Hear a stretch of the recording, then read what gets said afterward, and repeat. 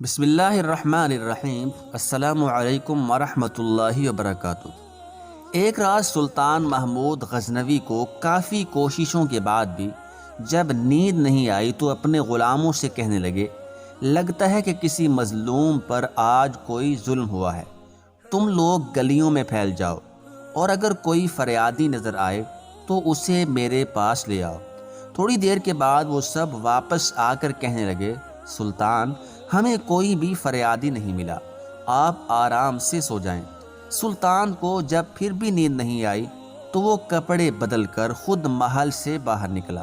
محل کے پچھواڑے میں حرم سرا کے نزدیک انہیں کسی کی فریاد سنائی دی، اے اللہ، سلطان محمود اپنے مصاحبوں کے ساتھ محل میں عیش و عشرت کی زندگی گزار رہا ہے اور محل کے پچھواڑے میں مجھ پر یہ ظلم توڑا جا رہا ہے۔ سلطان نے کہا، کیا بات کر رہے ہو؟ میں محمود ہوں اور تمہاری فریاد رسی کے لیے آیا ہوں۔ مجھے بتاؤ کیا ظلم ہوا ہے تمہارے ساتھ؟ آپ کے خواص میں سے ایک شخص جس کا نام میں نہیں جانتا ہر رات میرے گھر آتا ہے اور میری بیوی پر ظلم و تشدد کرتا ہے۔ اس وقت وہ کہاں ہے؟ شاید اب چلا گیا ہو۔ دوبارہ جب وہ آئے تو فوراً آ کر مجھے اطلاع کر دو۔ پھر سلطان نے محل کے دربان کو وہ شخص دکھایا اور کہا کہ جب بھی یہ دربار آئے اسے سیدھا میرے پاس پہنچا دو۔ اگر میں نماز کی حالت میں بھی ہوں تو پرواہ مت کرو۔ اگلی رات وہ شخص سلطان کے پاس آیا اور بتایا کہ وہ شخص اس وقت اس کے گھر میں ہے۔ سلطان اسی وقت تلوار ہاتھ میں لیے اس شخص کے ساتھ چل پڑا۔ جب اس کے گھر کے قریب پہنچا تو اس سے کہا کہ گھر کے سارے چراغ بجھا دو۔ پھر اندھیرے میں ہی اس کے گھر میں گھس کر اس شخص کا سر تن سے جدا کر دیا۔ پھر سلطان نے حکم دیا کہ چراغ روشن کر دو۔ اس شخص کا چہرہ دیکھا اور سجدے میں گر پڑا۔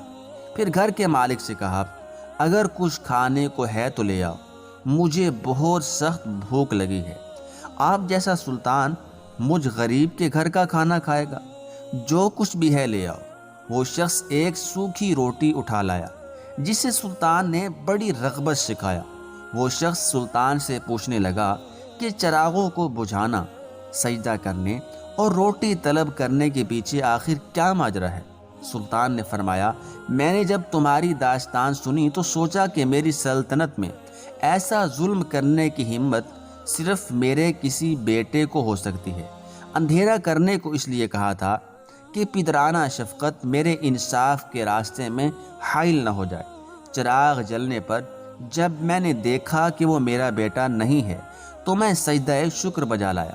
کھانا اس لیے مانگا کہ جب سے مجھے تمہاری مصیبت کا علم ہوا میں نے اللہ کے سامنے قسم کھائی تھی کہ جب تک تمہیں انصاف نہیں مل جاتا میرے اوپر روٹی حرام ہے۔ اس وقت سے اب تک میں نے نہ کچھ کھایا تھا نہ پانی پیا تھا، اور آج کل کے حکمران میں اس سے زیادہ کچھ نہیں کہوں گا۔ تجھے آبا سے اپنی کوئی نسبت ہو نہیں سکتی۔